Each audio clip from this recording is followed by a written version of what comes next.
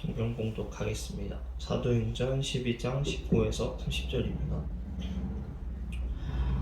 스데반에게 가해진 박해 때문에 흩어진 사람들이 피키니아와 피프로스와 안디옥까지 가서 유대 사람들에게만 말씀을 전하였다. 그런데 그들 가운데는 키프로스 사람과 구레네 사람 몇이 있었는데 그들은 안디옥에 이르러서 그리스 사람들에게도 말을 하여 주 예수를 전하였다. 주님의 손이 그들과 함께 하시니 수많은 사람이 믿고 주님께로 돌아왔다. 예루살렘 교회가 이 소식을 듣고서 바나바를 안디옥으로 보냈다. 바나바가 가서 하나님의 은혜가 내린 것을 보고 기뻐하였고 모든 사람이 굳센 마음으로 주님을 의지하라고 권하였다. 바나바는 착한 사람이요 성령과 믿음이 충만한 사람이었다. 그래서 많은 사람이 주님께로 나아왔다. 바나바는 사울을 찾으려고 다소로 가서 그를 만나 안디옥으로 데려왔다. 두 사람은 1년 동안 줄곧 거기에 머물면서 교회에서 모임을 가지고 많은 사람이 가르쳤다. 제자들은 안디옥에서 처음으로 그리스도인이라고 불리었다. 그 무렵에 예언자 몇이 예루살렘에서 안디옥에 내려왔다. 그 가운데 아가보라는 사람이 성령의 감동을 받아서 일어나 온 세계에 큰 기근이 들 것이라고 예언하였다. 바로 그 기근이 글라우디오 황제 때에 들었다. 그래서 제자들은 각각 자기 형편에 따라 몫을 정하여 유대에 사는 신도들에게 구제금을 보내기로 결정하였다. 그들은 그대로 실행해서 바나바와 사울 편에 그것을 장로들에게 보냈다.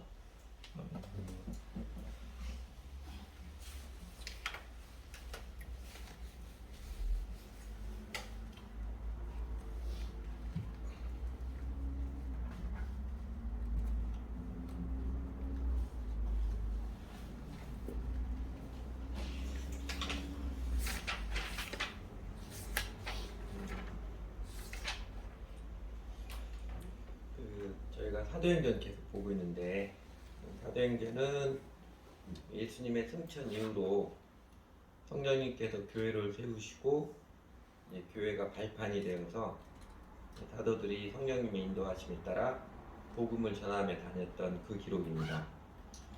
그렇게 복음이 증거되어 하나님의 나라가 확장되어가는 선교 사역에서 주요한 두 베이스 캠프죠. 전진 기지가 예루살렘 교회와 안디옥 교회입니다. 전반부에는 단연 예루살렘 교회, 이 땅에 맨 처음으로 세워진 지상 첫 교회죠. 베드로가 중심이 되어서 주로 유대인들에게 복음이 증거되는 기록이고, 후반부에서는 단연 안디옥 교회가 중심입니다. 안디옥 교회 파송을 받은 바나바와 바울이 이방인들에게 힘있게 복음을 증거한 그 기록입니다. 예루살렘 교회는 정통이라면 안디옥 교회는 혁신적인 교회입니다. 예루살렘 교회는 보수적이라면 안디옥 교회는 진보적인 교회이고요. 예루살렘 교회는 안정적이라면 안디옥 교회는 역동적입니다.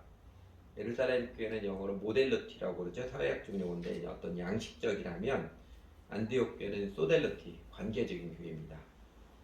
그리고 예루살렘 교회는 한때 초대형 교회였고 안디옥 교회는 사실 매우 작은 교회였습니다.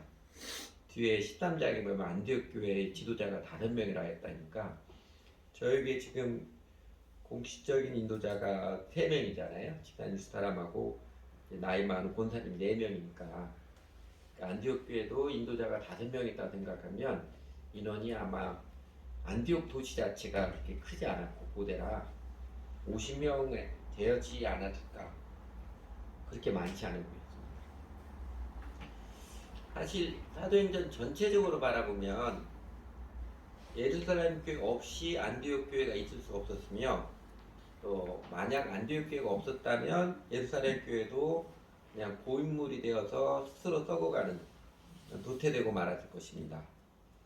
하나님께서는 정통 보수의 예루살렘 교회와 혁신 진보의 안디옥 교회 다른 색깔의 두 교회의 조화 화합을 사용하셔서 복음이 힘있게 증거되고 하나님 나라가 다이나믹하게 펼쳐지는 역사를 이루신 것입니다.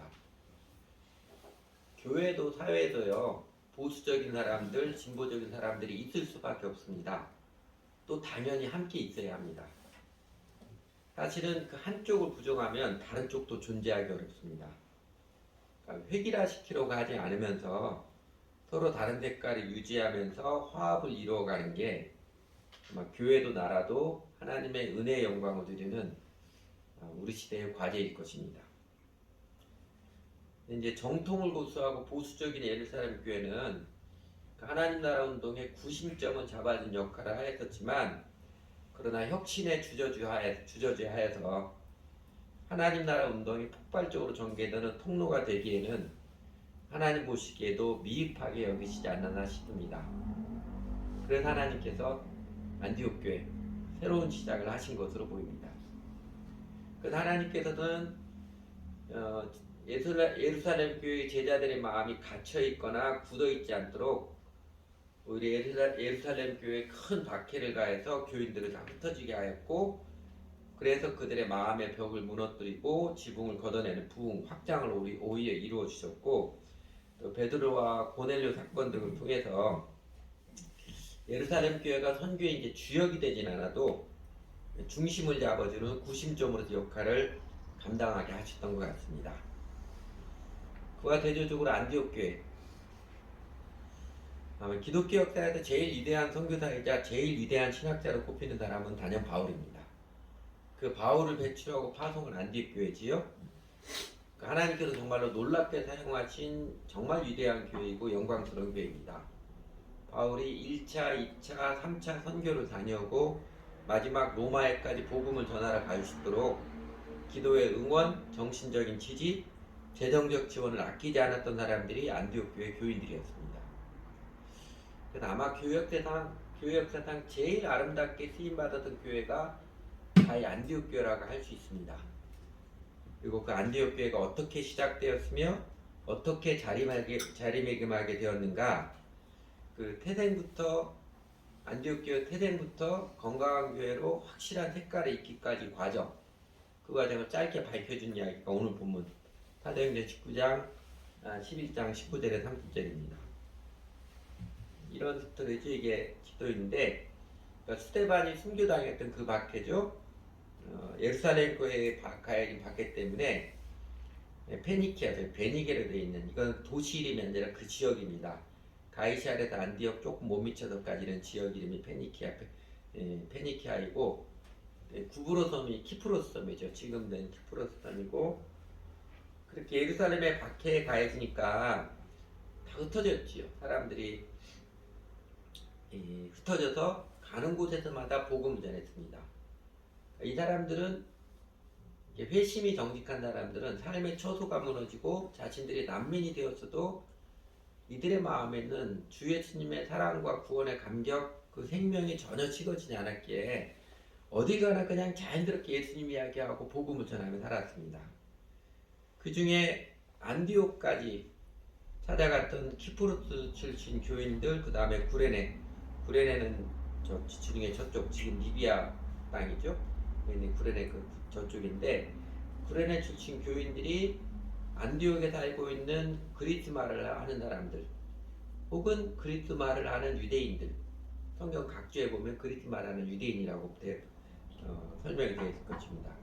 그들에게 말에 붙여서 사귀가 되고 자연스럽게 예수가 그리스도 주님이십니다 복음을 전했는데, 그 가운데 주님의 권능의 손이 함께하여서 권능의 손이 함께하여서 꽤 많은 사람들이 회개하고 주 예수를 믿고 따르게 되어서 자연스럽게 교회를 이루게 되었습니다. 오늘날 같은 목사 없이 교회가 먼저 세워진 것이었습니다. 그 소문이 예루살렘 교회까지 들려져서 예루살렘 교회는 그들을 돕기 위해서 바나바를 파송하였고, 착하고 성령과 믿음이 충만한 사람으로 소개하죠. 바나바가 안디옥 교회에 가서 그들의 모습 보니 제대로 알지 못하니까 좀 이상한 모습을 보여도 의심의 눈초리로 쳐다본다거나 까칠하게 대하지 않고, 너희가 감히 목사도 없는데 예배를 드려? 이렇게 대하지 않고, 우와 정말 잘하고 계시네요, 칭찬하고 격려를 했습니다. 그러자 교회는 더욱 신바람이 났고 더 많은 사람들이 회개하고 주님을 믿고 따르게 되었습니다. 사람들이 많이 몰려오니까 가르침을 베풀고 해야 할 일이 너무 많아져서 바나바는 그 안디옥에서 조금 떨어진 다소로 찾아가서 사울이죠. 나중에 바울을 설득하여 안디옥에 데려왔습니다. 아직까지도 청년 사울 교회에서 그렇게 경계심이 사라지지 않았습니다. 그래서 다수에서 그가 이전에 다메섹처럼 힘있게 복음을 전하고 어쨌는지 모르겠지만 아직도 교회에서 환영받지 약간 경계의 모습이 남아있는데 바나바가 찾아가서 설득을 하고 안디옥에 데리고 왔고 그래서 두 사람이 1년 동안 안디옥 교회에서 모임을 갖고 교인들을 가르치자 교인들의 달라진 삶의 모습들이 자연스럽게 안디옥 주민들에게 보여지고 알려지게 되었습니다. 또 교회가 바나바, 바울과 안디옥 교회 사람들이 모여지는 모습을 보고 세상 사람들이 그 모습 보고 야, 저 사람들은 어째 꼭 예수하고 그 제자들이 함께 다니는 모양하고 똑같다냐. 그냥 딱 예수쟁이들이라니까. 어쩌면 비아냥 반, 인정 반, 야, 그리스도를 닮은 사람들이다. 작은 그리스도들이다. 이렇게 불러주었습니다. 성경학에서 배웠던 것처럼 크리스천, 그리스도인은 그리스도를 닮은 사람, 작은 그리스도 그런 뜻이죠. 그만큼 교회가 건강하게 아름답게 세워져 가고 있었다는 것입니다.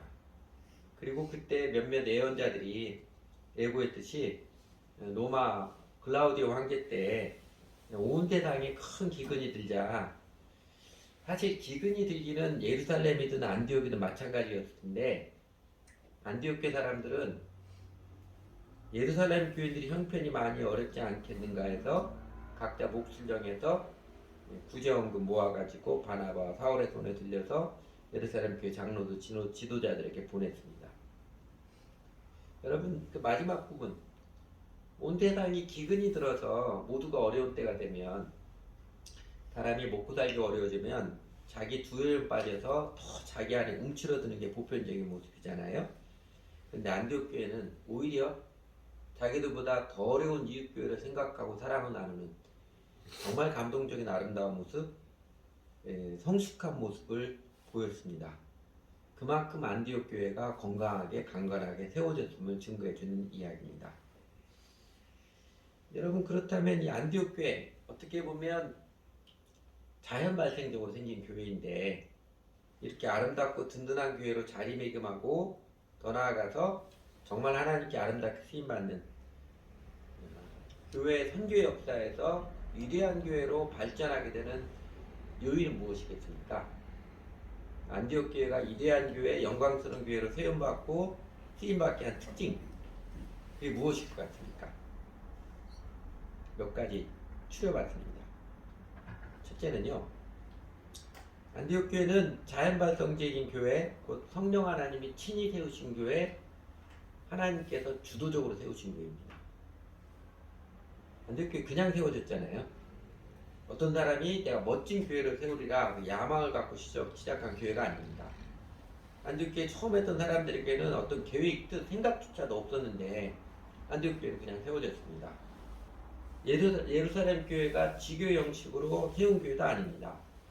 예루살렘 교회는 아무런 지원도 해주지 못했습니다. 어느 유명한 목사가 세운 교회도 아니고요. 유명한 사도가 와서 세운 것도 아니고 누가 먼저 시작했는지도 모릅니다. 그냥 예수를 믿은 사람들이 예수가 그리스도 주님이시다. 예수가 구세주시다. 이 복음, 본질에 충실하며 살다 보니까 자연스럽게 서로 공동체를 이룬 그렇게 세워진 교회입니다. 다르게 말하면 안디옥 교회는 하나님께서 직접 세우신 교회, 사람에게 초점 지어지 않고 하나님께서 주도적으로 세우신 교회입니다. 이렇게 하나님께서 행하심은 분명히 뜻이 있어서 그러셨겠지요. 오늘날 이제 개신교 교단 중에 우리나라는 장로교회가 제일 많죠. 대표적으로 장로교회, 감리교회, 침례교회, 성결교회, 그 다음에 순복음교회, 구세군 이런 교단들인데 장로교회는 요한 칼빈이 창시자고 감리교회는 요한 웨슬레가 창시자이고 이렇게 창시자가 명확한데 여러분 저희가 속한 침례교회 창시자 들어보신 적 있습니까? 없을 것입니다. 왜냐하면 없거든요. 침례교회의 창시라고 할 만한 사람이 없습니다. 그러니까 침례교회도 안디옥 교회처럼 자연 발생적으로 시작한 교회입니다. 유명한 한 사람, 유명한 한 교회로부터 시작한 게 아니고요. 시작은 이제 16세기, 17세기 영국에서 시작이 됐는데, 그냥 여기저기에서 우리가 좀 성경 말씀에 정직해보자. 성경이 없는 유아 세례 이런 건 하지 말고, 또한 그 약식화된 세례, 간단하게 약식화된 세례 말고 좀 번거로워도 물에 잠갔다가 나오는 침례를 행하자. 그리고 무엇보다도 교회 무슨 통과례나 요식행위처럼 행하는 세례 말고 개인의 명확한 인격적 신앙 고백으로 침례를 행하자. 그렇게 성경 말씀에 정직하게 행하자. 성경이 없는 직분 자꾸 만들지 말고 목사, 집사 이 두 직분만 성경에 있으니까 그대로 행하자. 그랬던 사람들이 또 그랬던 교회들이 연합해서 침례 교단이 된 것입니다. 그래서 일부 장로교인들은 종종 스스로도 그런 이야기합니다. 예수님의 가르침보다 성경보다 켈빈주 교리를 더 우선시 여기는 이상한 교단이라고 스스로도 그렇게 말하기도 합니다. 그러나 침례교회는 이게 예수님이 가르침 맞다면, 성경의 가르침 맞다면 얼마든지 적용하고 순종하는 유연성을 가집니다. 물론 그러다 보니까 침례교회는요 각기 제각기인 경우가 많습니다. 사실 요새는 교단적인 특성보다도 개교의 특성들이 더 많이 드러나는 때입니다. 그래서 여러분 나중에 혹시 뭐 교회를 선택하거나 그럴 때 교단도 중요하지만 그 개교회가 어떤 특징인가, 어떤 철학으로 교회를 이루어가고 어떤 목회 철학을 가지고 무엇이 중요한지 거 확인을 해야 됩니다. 그래서 특별하게 사람에게 초점 맞추는 게 없기 때문에 자연스럽게 사람에게 영광 돌리는 일이 없고 하나님께 영광 돌리며 하나님께서 하셨음이 드러나고자 하는 게 침례교회 이상입니다. 이제 저희 교회, 우리 교회도 하나님께서 주도적으로 세우셨습니다. 다른 교회 도움 전혀 받지 못했고요. 그리고 사실 개척은 생각지도 못했던 저를요. 단지 크리스찬이 정직해야 할 거 아니냐 이렇게 고집을 하다 보니까 뭐 개척밖에 할 게 없는 꼼짝없이 외통수로 몰아가시고 개척을 했습니다. 그리고 처음 개척할 때 여기 뭐 증인들이 있지만 전에 제가 처음 개척할 때 제가 그래도 저 형제는 함께하지 않을까 했던 사람도 다 함께하지 못했고요. 전혀 예상치 못했던 형제자매들이 함께해서 하나님이 전혀 예상치 못했던 형제자매들을 불러주셔서 시작한 교회입니다. 저희 빛과성금의 교회 요새 유행하는 대형교회 지교회로 파송받은 교회도 아니고요. 서울침례교회 지구촌교회로부터 아무런 도움 1도 받지 않았습니다. 한 10년 전, 15년 전인가 저희 교회 시작하고 한 10년 지나서 그 서울침례교회 그때 한명국 목사님 이 양반이 가끔 이제 그런 걸 합니다. 그래도 연말 되면 자기가 함께했던 사역자들 불러서 밥 한 끼 대접을 하고 그래요. 해마다 그래서 저보고도 오라고 그러는데 안 가다가 너무 안 가면 그래서 한 번 갔습니다. 갔더니 그 전에 이제 저랑 함께했던 이제 그 사역자들 다 교회를 개척하면 서울침례교회로부터 몇 천만 원씩 지원을 받고 예배당 그 보증금도 지원을 받고 다 그랬더라고요. 그리고 뭐 차도 사주고 뭐 그랬더라고요. 그 제가 웃으면서 한명국 목사님한테 그랬어요.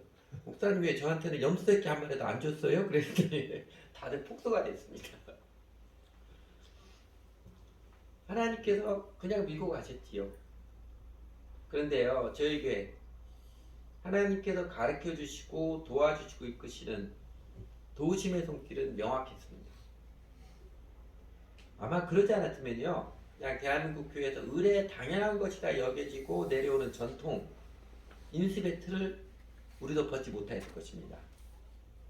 하나님께서 이렇게 주도적으로 이끌어 오셨기에 우리가 예수님의 가르침에 정직하고자 하는 나름 혁신적인 정신과 태도, 지향을 갖게 된 것입니다. 물론 어떤 사람들이 이것 때문에 이 교회는 전혀 딴 교회 안 하는 거도 아직도 적응을 못하는 사람, 적응을 안 하는 사람이 있는지도 모르겠습니다. 그러나 안디옥 교회처럼 저희 교회도 하나님께서 확실한 뜻이 계시기에 이렇게 이끌어 오신 것이라 그렇게 믿고 있습니다. 그리고 두 번째는 안디옥 교회. 정말 하나님께 놀랍게 쓰임받은 영광스러운 교회가 된 두 번째 요인은요. 안디옥 교회는 착한 교회, 착한 사람들의 교회입니다. 교인들도 지도자도 다 마음이 착해서 하나님의 은혜를 순하게 많이 누리고 하나님의 능력의 도구로 순하게 사용받았습니다. 지도자 바나바가 착한 사람이라는 것은 여기 파란 것이 24절에처럼 바나바는 착한 사람이요 명확하게 나와 있습니다. 그러나 안디옥 교인들이 착한 사람이다라는 직접적인 기록은 없습니다. 그렇지만 여러분도 아마 성경에 보면 이 사람들이 참 착한 교인들이구나 느껴졌을 것입니다. 안디옥 교회 교인들이 착한 사람이라고 제가 말하는 그 근거 굳이 들자면 두 가지 있습니다. 하나는 이런 것입니다. 여러분 예수님께서 이 땅에서 복음이 전해지는 현상, 복음이 전해져서 하나님 나라 이런 현상을 가르쳐준 비유가 하나 있었지요. 그게 뭐지요? 어떤 비유지요?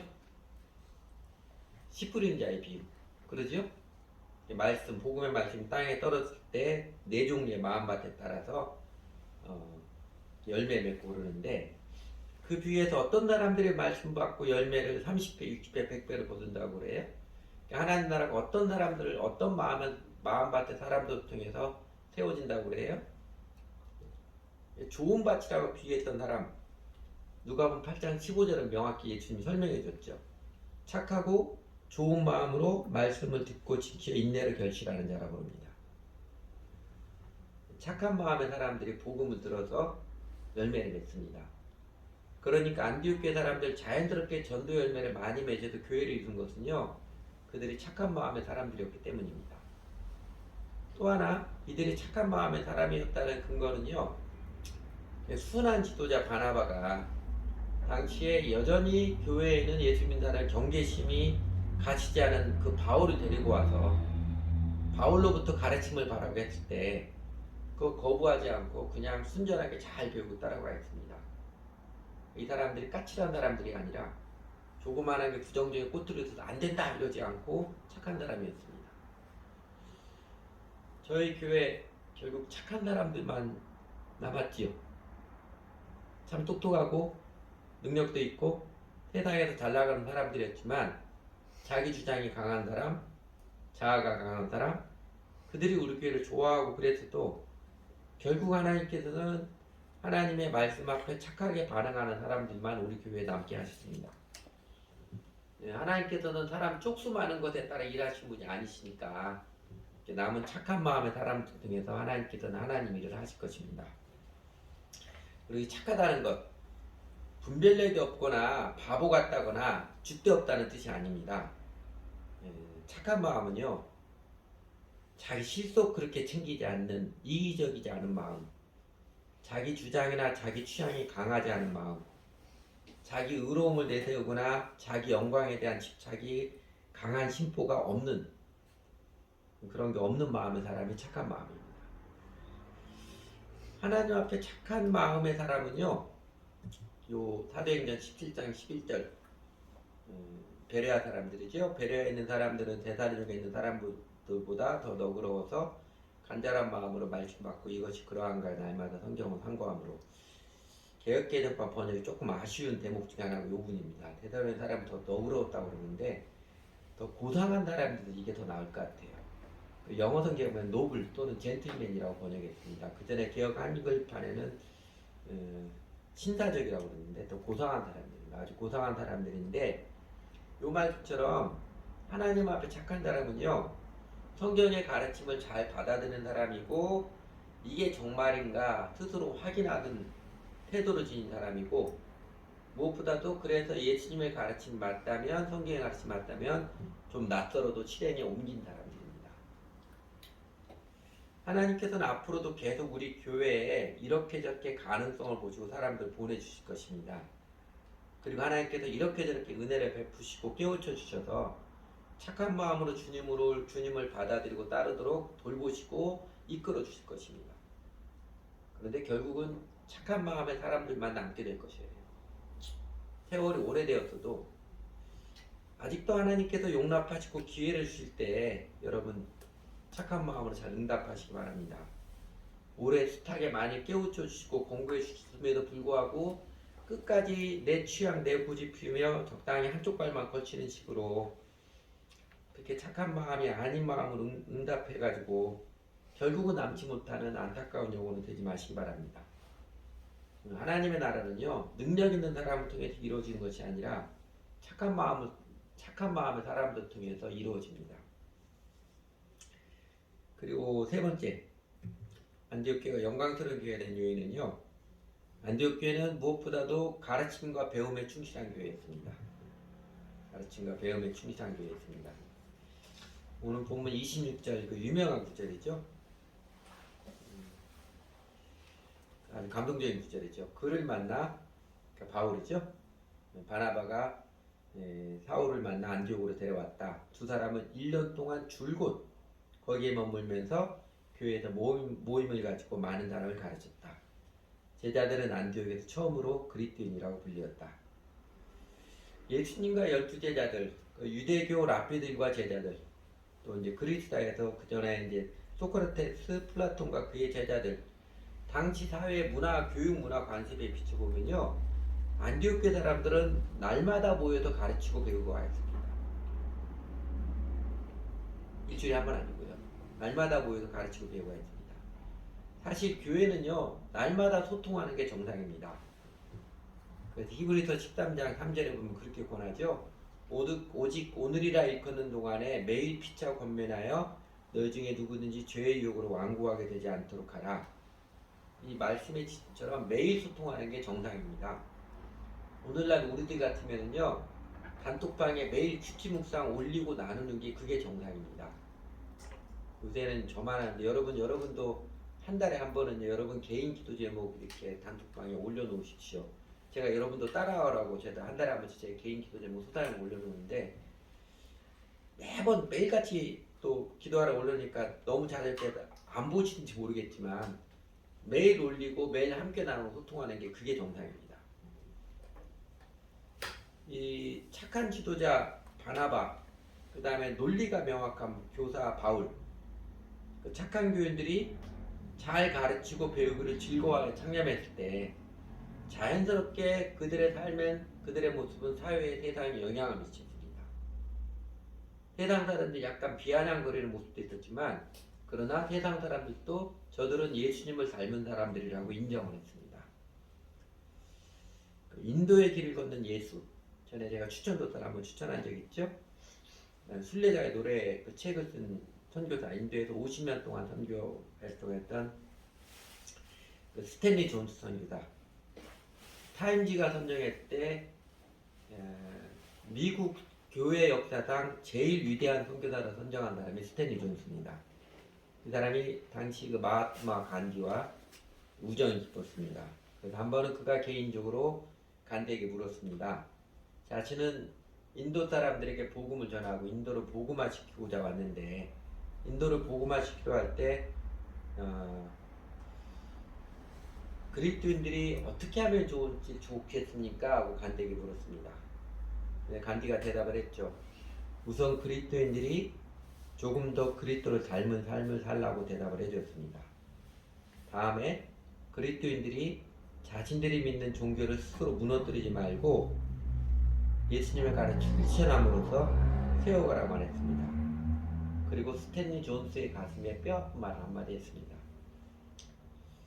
그리스도인이 아니었더라면 나도 그리스도인이 되었을 것입니다.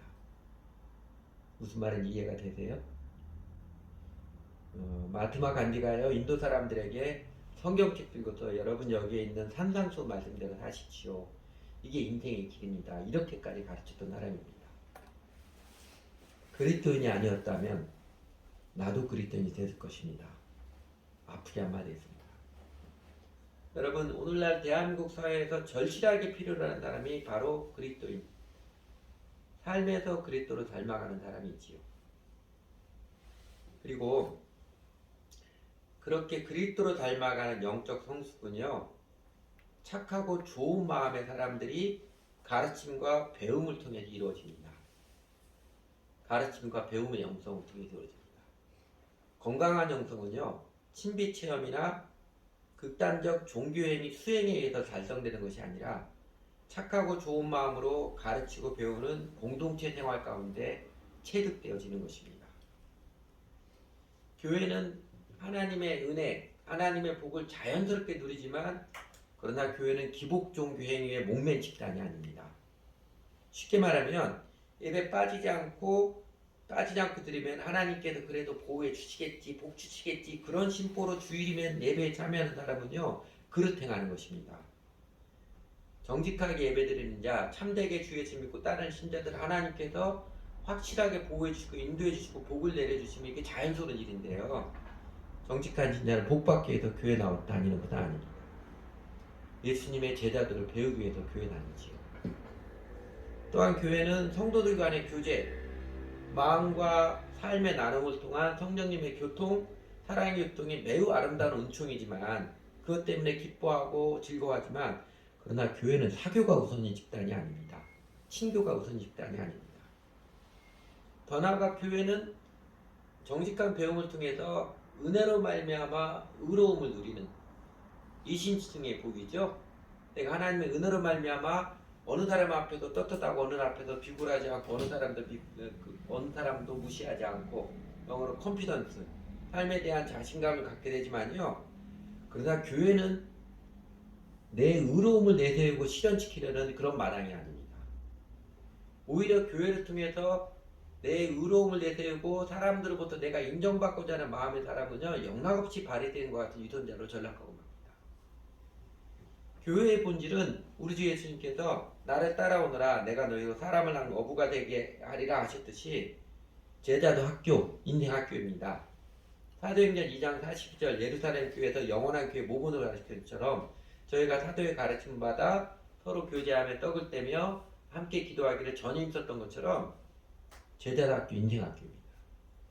예수님의 사랑과 예수님의 정신과 철학과 비전을 배우고 따라서 자연스럽게 예수님을 닮아가는 사람이 되는 그 장, 마당, 인생 변화, 인생 혁명을 경험하는 공동체가 교회입니다. 당연히 교회는 예수님의 가르침을 정직하게 잘 가르치는 준비가 되어야 합니다. 착한 바나바, 가르침의 은사가 뚜렷한 사울, 이 잘 가르치는 준비가 된 사람들이 안디옥 교회를 위대한 교회, 멋지게 쓰임받는 교회, 사도행전 역사에서 예루살렘 교회 바통을 이어받아서 놀라운 선교의 역사를 이룬 교회가 되게 하였던 것입니다. 여러분 저희 교회 착한 마음의 사람들 교회로 남게 하시려고 예수님의 가르침을 정직하게 잘 전하고 가르치는 교회가 되게 하시기 위해서 저희가 아둔해서 시간이 좀 많이 걸렸지만 지난 세월 하나님께서 적당히 만족하게 하지 않으시고 잘 연단시키시고 그리고 꽤 잘 준비시켜 주셨지요. 외형으로는 오히려 예전보다도 매우 초라하지만 그러나 예수님을 믿고 따르는 믿음의 기본에 대해서 교회를 이름에 대해서 신앙생활하는 것에 대해서 복음과 하나님 나라의 비전에 대해서 그 내용면에서 정말 놀랍도록 명확하게 알차게 준비를 시켜주셨습니다. 저희가 예수님의 가르침이 정직하고자 지지고 볶고하는 난리를 좀 거쳤지만 그러나 그 각지불의 과정을 통해서 어쩌면 한국교회를 살릴 수도 있을지도 모를 만큼 혁신적이고 알찬 통찰을 내려주셨고 준비를 시켜주셨습니다. 제가 내일도 신학교에 가서 복음에 의해 특강 4시간짜리 특강을 합니다. 신학교에 간지 2017년 가을부터 가기 시작해서 벌써 7년째인데 여러분 제가 전에도 이야기했던 것처럼 이렇게 우리 교회 지금 구도자까지 다 해야 충무용도 안 되잖아요. 신학교 처음 갈 때 그때도 큰 변화 없는데 그리고 제가 신학 박사 다니는 것도 아니고 근데 신학교에서 저를 불러서 강의를 맡긴다는 게 세미나를 맡긴다는 게 이상한 일이죠. 희한한 일이지요. 실험적으로 한번 맡겨봤습니다. 기도하다가 생각나서 그 교수님이 실험적으로 한번 맡겨놨는데 제가 그냥 우리 교회에서 지지고 볶고 했던 거 나눌 때 대박을 칠 줄 누가 알았겠어요. 그래서 계속 지금까지 부릅니다. 이번 주에도 제가 복음의 특강 한다고 해서 그 교수님에게 톡을 보냈습니다.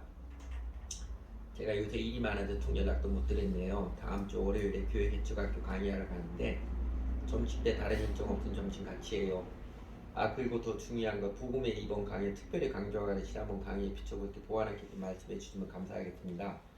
매번 이 톡을 드립니다. 혹시 평가를 좀 해서 짧게 달았습니다. 강의는 그대로 해도 됩니다. 이렇게 잘난 척 좀 하면은요. 나 교수님도 그렇고 복음을 우리 교회만큼 정확하게 잘 가르치는 교회 없을 거라고 말합니다. 하나님께서 뭐 저희 교회에서 지지고 볶고 가르쳐 주셨던 것을 신학교에서 나누게 하셨고 놀랄 만한 호응을 받으며 검증을 받게 하셨고, 그리고 되게 다른 교회 배우면 그 교회 막 크게 성장한 교회, 그게 어떻게 성장했는지 그거 배우러 따라오잖아요. 근데 저희는 교회 성장한 게 아니라 교인들도 더 줄어들었는데 다른 교회가 배워서 따르게 하는 희한한 일을 하나님께 행하고 계십니다. 안디옥교회처럼 저희 교회 하나님께 영광스러운 교회가 되도록 하나님께서 주도적으로 세우셨고요. 저를 몰아가며 세우셨고 착한 사람들 교회가 되게 하셨고요.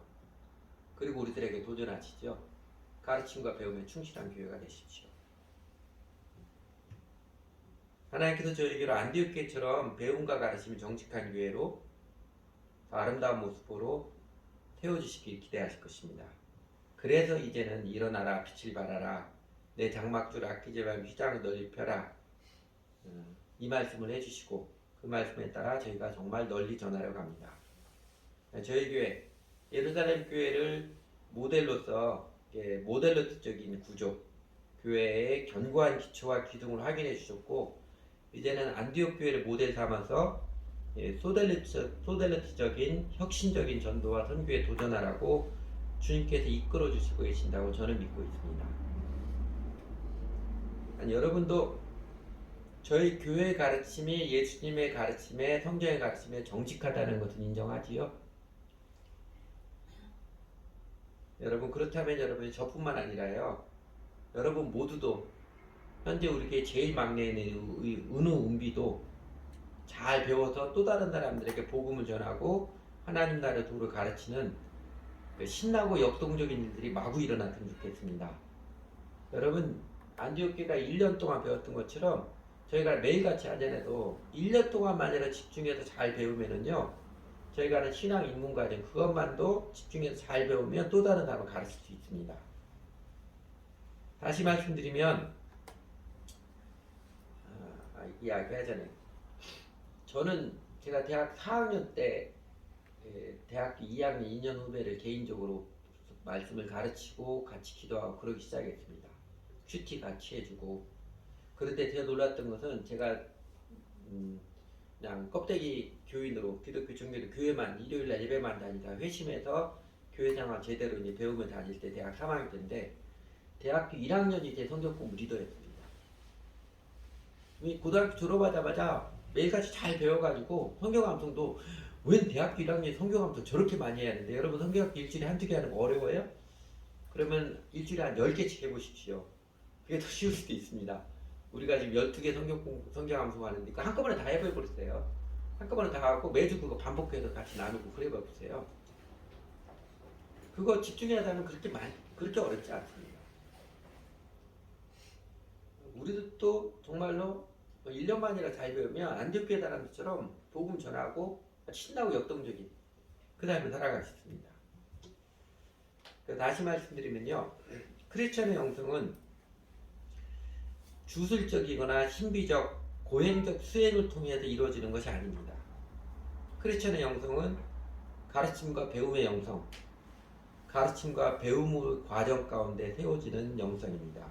그래서 크리스천의 영성을 디사이플십 제자도라고 말합니다. 제자의 본질은 배우는 자이니까요.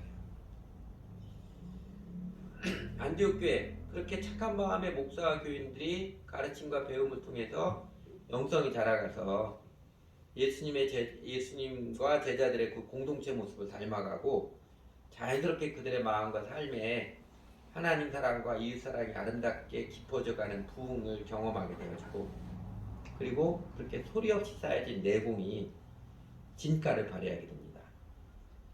여러분 하나님께서는 준비된 자에게 기회를 이끌어 주시잖아요. 그리고 난세에 영웅이 난다고 하듯이 하나님께서는 종종 세상의 위기 상황을 통해서 교회의 기회가 되게 하십니다. 안디옥교회 몇몇 예언자들이 예고했듯이 마침내 로마 제국 글라우디오 황제 때 큰 기근으로 다가왔습니다. 오늘날 같으면 경제 대공황이겠지요. 경제가 어려워지면 먹고 사는 게 힘들어지면 사람들의 마음은 쪼들려지고 자기 자신, 자기 새끼들에게만 움츠러듭니다. 먹거리가 궁핍해지면 연약한 인간인지라 나하고 내 새끼 먹고 사는데 우선적이 되어지지요. 기근이 예루살렘에만 닥친 것은 아니잖아요. 로마가 지배하는 당시 지중해 연안은 세계 전쟁에 걸친 대극이었고 안디옥 지역도 예외는 아니었습니다. 그런데 안디옥 교 사람들 큰 비근이 닥쳐서 그 세상 위기 때 자신들보다도 이웃 예루살렘 교회 형편을 우선 생각해서 각자 형편에 따라서 몫을 정해서 구제금을 모아서 예루살렘 교회 보내는 희한한 발상. 하나님의 사랑에 깊이 물든 사람들이 아니면 생각지도 못하는 기괴한 발상을 하고 실행을 했습니다. 예전에 그 분당의 샘물교회에서 아프가니스탄 단기 선교 갔다가 난리가 난 적이 있었잖아요. 또 온 메디컨이 샘물교회에 대해서 비난을 하고 할 때 그때 저희가 했던 일이 있어요. 샘물교회 엄청나게 큰 교회예요. 거기 그 샘물교회 한 구역 모임 하나가 우리 교회 식구들 정도 될 거예요. 근데 저희가 나눔 헌금 모아서 분당 샘물교회에 보냈습니다. 온 세상이 매스컴에서 비난하고 할 때 하나님을 알으라고 그러는데 좀 위로를 받으십시오. 담임 목사님이 편지를 써서 보내왔어요. 여러분 기억하시면 담임 목사님 저에게 편지를 써서 보내왔습니다. 고맙다고. 가끔은 그리스도인들이 일부러 그러지 않지만 하나님 앞에 정직하면 세상의 흐름을 당연히 거슬러 가야지요. 여러분 아실 텐데 우리나라 그 최태섭 장로님 한글라스 한국유리 세우신 분이시죠. 정확한지 모르겠는데 한 10년, 20년 전까지 한글라스가 세계 유리 회사 중에 두 번째로 큰 회사입니다. 우리나라 자동차에서 100%다 한글라스에서 만든 유리 제품이고 그 대부분의 유리는 한글라스 만든 제품입니다. 이분 이야기 아시지요? 다행히 사랑의 미친 자 챕터 위 책이 절판되었는데 이번에 준비하다 보니까요 작년 5월에 요 개정판이 나왔더라고요. 나는 사랑의 미친 자입니다. 청담 책에서 이렇게 오른편에 있는 이 책 작년 5월에 개정판 나왔으니까 여러분 한번 이 책 다시 한번 사다 보시고 주변 사람들에게 선물해 주시면 좋을 것 같아요. 그 전에 이제 유신 시대 때 박정희 대통령하고 이렇게 좀 대립이 돼가지고 널리 다른 그리스도인보다 널리 알려지지 않았는데 대한민국 기독 실업인회를 세우신 분이고요. 정말 아름다운 그리스도인입니다. 이번에 그 유명한 일화가 그거잖아요. 자기가 해방이 돼서 서울에 와서 사업을 시작해서 은행에 대출을 받았는데 대출금 갚는 만기일이 6.25 전쟁 다음 날이었습니다. 그러니까 전쟁이 터지니까 은행도 다 피난가게 바쁘는데 이 청년 최태섭 그 은행에 찾아가서 자기 대출금 갚으러 왔다고. 그래서 은행 직원이 오히려 의아하게 생각하는 지금 다 피난가인데 무슨 지금 대출금 갚냐고 나중에 전쟁 끝나고 갚도 늦지 않다고 그래도 긋고 갚고 갚았다는 증명 하나 받았지요. 그것 때문에 나중에 부산에 피난 가서 다시 사업을 시작할 때 그 최태섭 청년을 만났던 은행 직원이 그를 알아보고 아무런 담보 없이 많은 대출을 해줬고 그것 때문에 다시 사업을 일으킵니다. 거의 정직한 그리스도인의 대명사입니다. 이번에 이제 이분이 계셨던 교회가 수도교회라고 또 광화문에서 저쪽 연세대 쪽으로 넘어가다 보면 오른쪽에 있는 교회인데 그 교회에서 책을 다시 개정판을 냈더라고요. 여러분 한번 보십시오. 그분처럼은요 정직한 신앙은 평소에는 좀 불편하지만 위기 때 진가를 발휘합니다. 안디옥 사람들도 그러지. 1년 내내 줄고치라고 했던 것처럼 날마다 모여서 말씀 배우고 기도하고 꽤 수고하지 않았겠습니까? 더욱 여러분 그 열정의 사울 바울이 가르쳤으니 또 바울이 청년 때니까 얼마나 열정이 더하겠어요. 얼마나 시간 가는 줄 모르고 강론을 했겠습니까? 바울이 그러잖아요. 로마서 우리가 16장이네. 16장에 편지를 쓰고서는 맨 마지막에 뭐라고 해요? 내가 간단히 썼노라. 이렇게 말할 정도의 바울이니까. 그 강론도 잠깐만 했겠어요. 뭐 금방 끝날게, 금방 끝납니다. 잠깐만 할게 해놓고는 한 3시간, 4시간 하지 않았을까 싶어요. 근데 여러분 일주일에 1시간 성경 보고 예습도 안 하고 주일오후에 성경학교 시간도 우선순위도 못 드리고 아침에 30분 큐티 시간도 못 내어서 우리가 어디 명함이라도 내밀겠습니까? 6.25 전쟁 위기가 청년 최태섭의 정직을 빛나게 했듯이 글라우디오 황제 때 큰 기근이 안디옥교의 영성, 사랑의 내공을 드러나게 했습니다. 우리 시대 정말 엄청난 위기의 때가 올 것이라는 예고들이 나오고 있습니다. 나라 민족에도 시대와 세상에 하나님과 임하도록 기도하면서 작은 우리도 정말 세상이 어려운 때가 오겠구나 느끼고 짐작하고 있습니다. 말세의 큰 위기가 안디옥교회처럼 착한 마음으로 예수를 주님으로 믿고 따르며 정직한 도를 가르치고 부지런히 배움으로써 이 가르침과 배움의 영성을 다진 교회에게는 확실히 기회일 것입니다. 안디옥 교회를 위대하게 사용하셨던 주님께서 세상이 하나님의 나라에게만 위대한 역사에 오늘의 안디옥 교회를 멋지게 사용하실 것입니다. 저희 교회도 그 모습이 되도록 오늘 여기까지 인도하시고 우리에게 멋진 기회를 놓치지 말라고 도전하고 계신 건 아닐까요? 여러분은 어떻게 응답하고 싶으신지요? 같이 기도하시죠.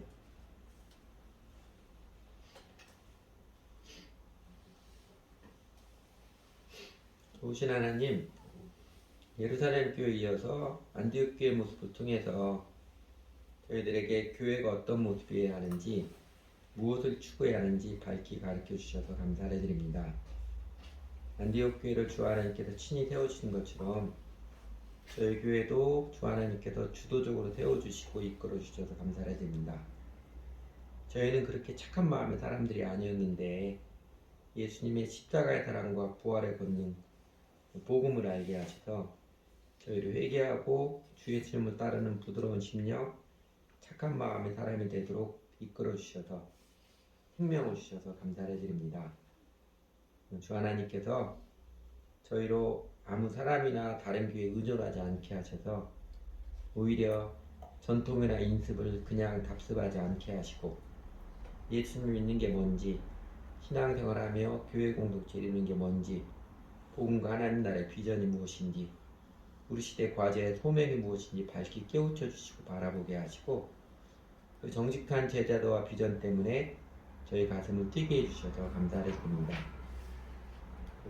그리고 우리 주 하나님께서 저희를 그냥 적당히 사람도 숫자 늘어나는 것으로 만족하지 않게 하시고 적절하게 연단시켜 주셔서 하나님을 의지하는 믿음을 가르쳐 주시고 그래도 저희들에게는 어떤 사람들과 더 함께하지 못하는 아쉬움이 있지만 교회는 저희 인간들의 사교가 우선이 아니라 머리이신 그리스도를 따르는 제자들의 공동체임을 단단히 새겨 주셔서 감사를 드립니다. 그리고 주 하나님, 저희 교회 처음 시작할 때부터 교회는 인생학교, 예수님의 도를 배우고 따르는 제자들의 공동체임을 가르쳐 주시고 추구해 주셔서 감사를 드립니다.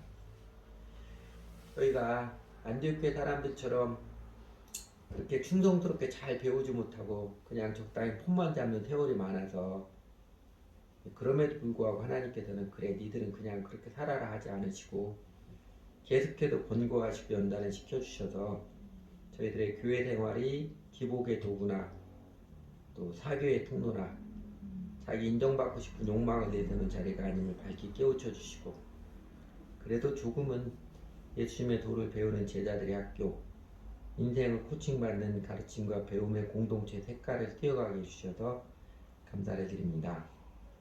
주님께서는 숱하게 많이 가르쳐 주시고 은총을 베풀어 주시는데 여전히 온전히 따르지 못하고 세상 교회의 풍습을 따라서 적당히 일요일 예배만 참석하면 되었지 생각하며 고집하는 여전한 저희들의 어리석음과 높은 마음 용서해 주십시오. 저희들의 직장 생활이나 사업하는 그보다도 더 우선순위와 정성을 들이지 못하는 그러면서 구원을 받았겠거니 잘못 생각하는 저희들의 마음을 용서해 주십시오. 오늘 안디옥 교회를 통해서 밝게 깨우쳐 주신 것처럼 성령 하나님께서 저희 모두의 심령을 깊이 깨닫게 하시고 감동해 주셔서 저희 한 사람 한 사람 모두가 사도행전 2장의 지침처럼 배움과 예배와 함께 기도함과 사랑의 교제에 기꺼이 수고를 들이며 즐거이 온전히 참여하는 저희가 가르침과 배움의 공동체로 더 선명하게 서가도록 이끌어 주십시오. 저희들에게 예루살렘 교회를 통해서 교회의 기초와 기둥이 무엇인지, 우리 각 사람이 예수를 믿는 게 뭐고 신앙생활 어떻게 하는 것인지 바른 지침을 깨우쳐 주셔서 감사드립니다. 그동안의 연단을 통해서 저희를 눈뜨게 하시고 확신케 하신 복음과 제자도 하나님 나라의 비전을 가지고서 이제 안디옥 교회를 통해서 우리 이웃들에게 세상에 혁신적으로 복음을 전하며 하나님 나라도로 증거토록 도전해 주시고 또 감동해 주시고 이끌어 주실 것을 기대하며 감사를 드립니다. 하나님 저희를 더욱 가르쳐 주시고 연단시켜 주십시오. 저희 중 아무도 이 교회의 세속적 문화를 답습하지 않고 예수님을 주님으로 온전히 관계를 맺고 따라서 너희는 먼저 그의 나라와 그의 의를 구하라는 그 말씀에 따라 먼저 하나님 나라를 구할 줄 알아서 예수님께서 약속하신 생명과 능력이 저희 각 사람 삶에서 우리 공동체에서 실제로 체험되고 누려지는 그 은혜를 베풀어 주시기 원합니다.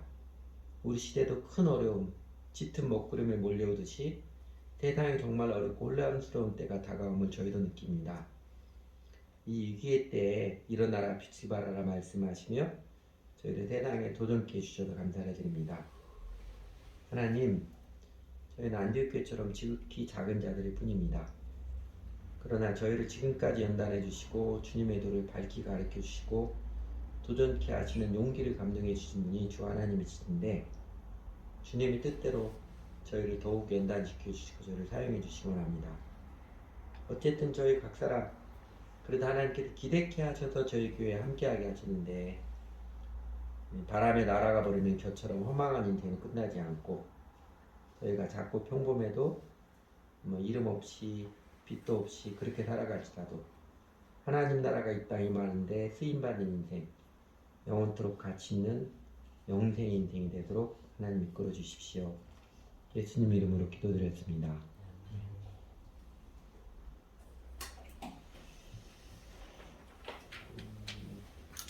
우리가 많이 불렀던 찬송이죠. 눈만 마음을 향기. 이 찬송 원래 제목이 교회입니다. 여러 번 이야기한 찬송가 다 제목이 교회예요. 교회라는 시로 쓴 것을 찬송가 가사로 옮긴 건데 교회에 대한 소망 이 찬양을 들으면서